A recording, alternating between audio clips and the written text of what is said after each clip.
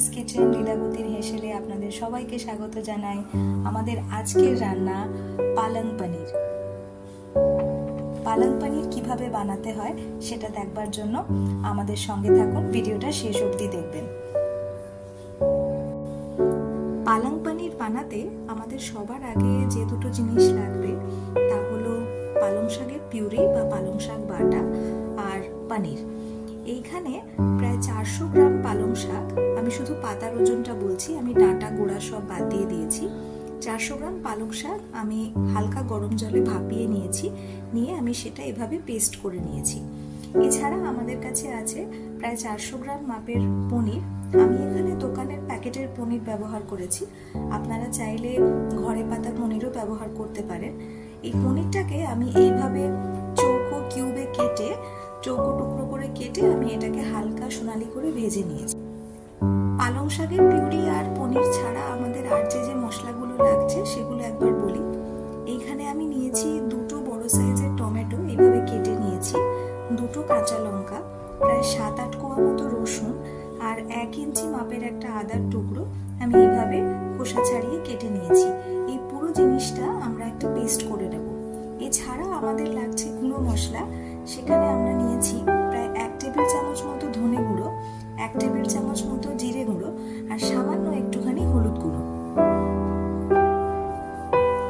আরো যে অন্যান্য মশলা আমাদের লাগবে তার মধ্যে রয়েছে ফোড়নের জন্য গোটা জিরে আর তেজপাতা, নুন, চিনি স্বাদ মতো, এখানে রয়েছে কসুরি মেথি আর গরম মশলা গুঁড়ো। আর এইখানে আমি নিয়েছি ফ্রেশ ক্রিম, মানে ঘরে পাতা মালাইও আপনি নিতে পারেন, আমি দোকানের প্যাকেটের ক্রিমই ইউজ করছি। সবশেষে বলি, এই রান্নাটাকে একটা সম্পূর্ণ আলাদা মাত্রা দেওয়ার জন্য আমরা একদম রান্নার শেষে একটা তড়কা এই রান্নাটাতে দেব। সেই তড়কাটার জন্য আমাদের লাগছে ঘি, আর এখানে রয়েছে গোটা শুকনো লঙ্কা, এখানে আমি ওই 4-5 কোয়া মতো রসুন কুচিয়ে নিয়েছি, আর একটা খুব সুন্দর কালার আনার জন্য আমি ব্যবহার করছি কাশ্মীরি লাল মির্চ। শেষে আমি আরেকটা কথা বলতে চাই, এই যে পালং শাকের পিউরিটা, মানে এটাই তো পালং পনিরের মূল উপাদান। তো এই যে একটা সুন্দর খুব ভাইব্রেন্ট একটা সবুজ রং এসেছে, এইটা আনার জন্য একটা ছোট্ট টিপস আমি আপনাদের দিতে পারি। যখন পালং শাকটা গরম জলে ব্লাঞ্চ করবেন বা ভাপিয়ে নেবেন, তখন যদি 1 চা চামচ মতো চিনি আপনি ওই জলের মধ্যে দিয়ে দেন, তাহলে দেখবেন এইরকম খুব ঘন সবুজ একটা সুন্দর রঙের পিউরি বা বাটা আপনি পাবেন। সেটা দিয়ে রান্না করলে রান্নার রংটাও খুব সুন্দর হবে। একটু তো রং পরিবর্তন হবে রান্নার আঁচে, কিন্তু এমনিতে রান্নার যে গ্রেভিটা, পালং পনিরের গ্রেভির রংটা খুব সুন্দর আসবে। তাহলে চলুন এবারে রান্না শুরু করা যাক। সবার আগে আমরা একটা বড় প্যানে প্রায় 2 টেবিল চামচ মতো সাদা তেল গরম করে নেব। তেলটা গরম হয়ে গেলে সবার আগে আমরা গোটা জিরে আর তেজপাতা ফোড়নটা দিয়ে দেব।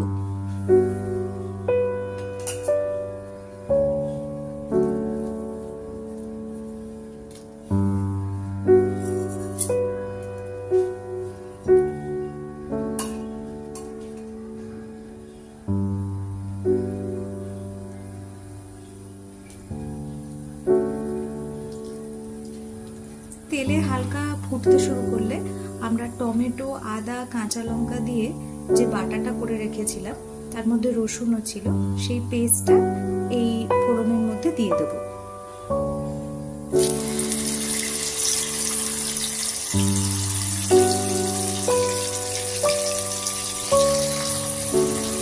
টমেটো, আদা, রসুন, কাঁচা লঙ্কা বাটা বেশ ভালো করে কষানো হয়ে গেলে, মানে যখন দেখবেন এইভাবে মশলার সাইড দিয়ে এইভাবে তেল ছেড়ে বেরিয়ে আসছে, তখন আমরা এর মধ্যে আমাদের যে গুঁড়ো শুকনো মশলাগুলো আছে সেইগুলো দিয়ে দেব। জিরে গুঁড়ো, ধনে গুঁড়ো আর হলুদ গুঁড়ো। এবারে এই মশলাগুলো এই টমেটো বাটাটার মধ্যে দিয়ে দেব।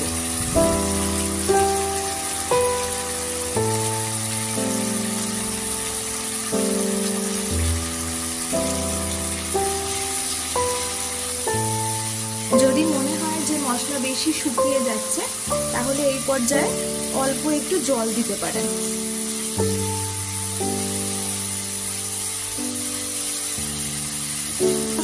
সুন্দরভাবে কষানো হয়ে গেছে। আপনারা দেখতেই পাচ্ছেন যে মশলার গা দিয়ে তেল ছেড়ে বেরিয়ে এসেছে। এইবারে আমরা পালং শাক বাটাটা এই মশলার মধ্যে দিয়ে দেব। এই পালং শাক বাটাটা এই মশলার মধ্যে দিয়ে দিলাম।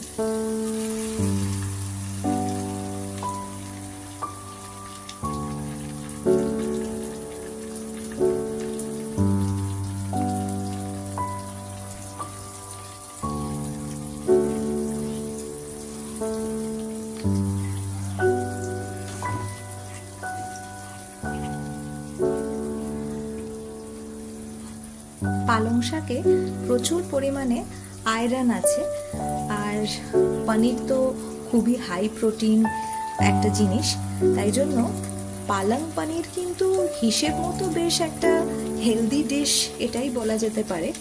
যদিও আমরা যে পরিমাণ ঘি, মালাই, বাটার এই রান্নাটা বানাতে ব্যবহার করি, তাতে এটা বেশ একটা হাই ক্যালোরি, একটা আনহেলদি জাঙ্ক ফুডে পরিণত হয়। কিন্তু চাইলে কিন্তু বাড়িতে বেশ স্বাস্থ্যকরভাবে একটু কম তেল মশলা দিয়ে এই পালং পনির বানানো যায়। আমি যদিও আজকে চেষ্টা করব বেশ তড়কা দিয়ে একটা ধাবা স্টাইল পালং পনির আপনাদের বানিয়ে দেখাতে। দেখা যাক রান্নাটা শেষ অবধি কেমন গিয়ে দাঁড়ায়।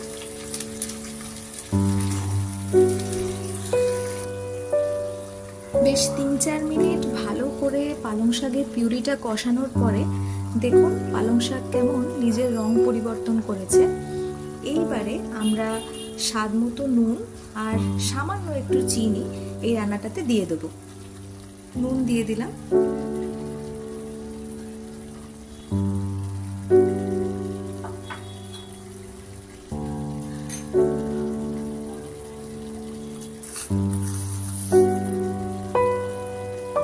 চিনিও দিয়ে দিলাম।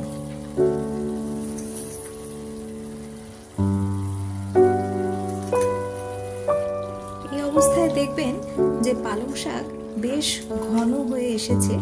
যদিও আমরা যখন পালং শাকের পিউরিটা বানিয়েছিলাম তখন তাতে আলাদা করে কোনো জলের ব্যবহার করিনি। যেটুকু জল আমাদের পালং শাকের মধ্যে ছিল সেটা দিয়েই বাটাটা হয়েছে, কিন্তু এখন জলটা প্রায় শুকিয়ে গিয়ে পালং শাকটা বেশ একটা ঘন গ্রেভির আকার নিয়েছে। আমাদের পালং শাকের গ্রেভিটা বেশ ভালো রকম শুকিয়ে এসেছিল। আমি ওই হাফ কাপ মাপে জল দিয়েছি। এইবারে এই গ্রেভিটা ভালোভাবে ফুটতে শুরু করছে, আপনারা দেখতেই পাচ্ছেন। এইবারে আমি আগে থেকে ভেজে রাখা পনিরগুলো এই গ্রেভির মধ্যে দিয়ে দেবো।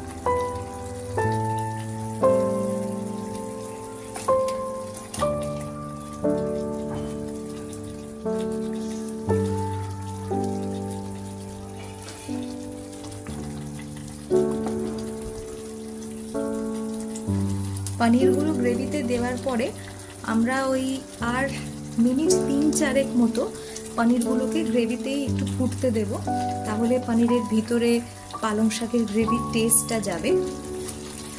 আমাদের গ্রেভি বেশ গাঢ় হয়ে এসেছে, আমাদের রান্নাটা প্রায় হয়ে গেছে। এইবারে আমরা কাসুরি মেথি আর গরম মশলা গুঁড়ো দিয়ে দিচ্ছি। কাসুরি মেথিকে এইভাবে হাতে একটু ক্রাশ করে নিয়ে আমরা দিয়ে দেব, আর দেব গরম মশলা গুঁড়ো। ওই 1 চা চামচ মতো কাসুরি মেথি আমরা ব্যবহার করেছি, আর মানে 1/4 টিস্পুনেরও কম গরম মশলা গুঁড়ো।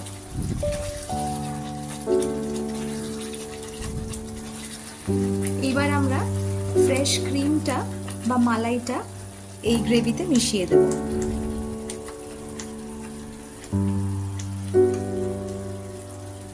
ক্রিম বা মালাই কিন্তু একটু বেশি পরিমাণে দিতে হয় রান্নাটায়, তাহলে একটা দারুণ টেস্ট আসে। মানে ওই ধাবাতে যখন আমরা পালং পনির খাই তখন যে একটা খুব সুন্দর ক্রিমি ব্যাপার থাকে, সেইটা এই মালাই থেকেই আসবে।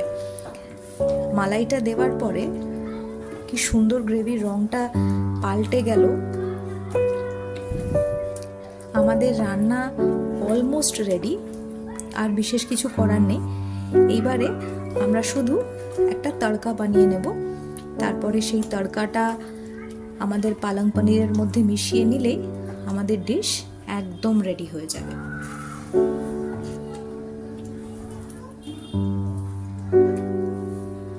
গ্যাসে একটা তড়কা প্যান বসিয়ে দিয়েছি।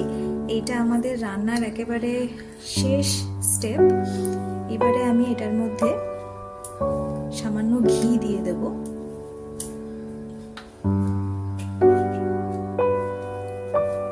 ঘিটা গরম হতেই আমি দিয়ে দেব রসুন কুচি,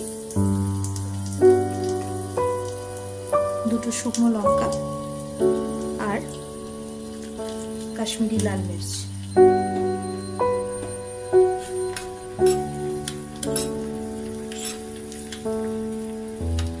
পুরো ব্যাপারটা তড়কা প্যানে এইভাবে আমরা মিশিয়ে নেব। এইবারে আমাদের রান্নার একদম লাস্ট স্টেপ, এই যে তড়কাটা আমরা রেডি করেছি, এইটা আমরা এইভাবে আমাদের পালং পনিরের গ্রেভির উপরে ছড়িয়ে দেব আর মিশিয়ে নেব। তার জন্য এই পালং শাকের এই গ্রেভিটাতে, পালক পনিরে একটা খুব সুন্দর গন্ধ এসেছে। চলুন এইবারে আমরা পরিবেশন করে নিই। আমাদের পালং পনির একদম রেডি। আমরা এটা সুন্দর করে পরিবেশন করে নিয়েছি। আপনারা এটা রুটি বা পরোটার সাথে খেতে পারেন, বা রুমালি রুটি দিয়েও খুব ভালো যায়। যদি আমাদের এই রেসিপিটি ভালো লেগে থাকে তাহলে আমাদের এই চ্যানেলটি অবশ্যই সাবস্ক্রাইব করবেন, ভিডিওটি লাইক আর শেয়ার করবেন, আর সঙ্গে থাকুন। আরও সুন্দর, আরও নতুন নতুন সব রান্না আপনাদের সাথে তুলে ধরার চেষ্টা করব। ধন্যবাদ। আজকের মতো এইটুকুই। ভালো থাকবেন।